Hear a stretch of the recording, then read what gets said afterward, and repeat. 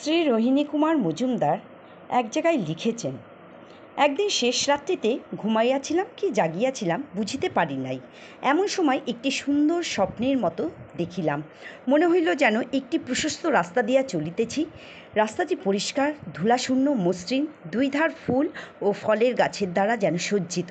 হঠাৎ শুনিলাম কে যেন উচ্চস্বরে চিৎকার করিয়া ঘোষণা করিতেছেন, গরিবনাথ বাহির হইয়াছেন, রাস্তা ছাড়িয়া দাও। আমি দৌড়াইয়া পথের এক পাশে সরিয়া গেলাম।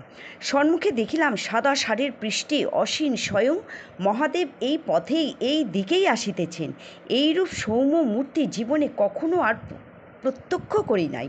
হাসি হাসি মুখখানি যেন সকল শান্তির আধার। চেহারা দেখিয়া বুঝিলাম কেন তাহাকে ভোলানাথ আখ্যায় ভূষিত করা হইয়াছে। মহাদেবের গায়ের রং যে দেখিলাম তাহা বর্ণনা দেওয়া আমার সাধ্যাতীত।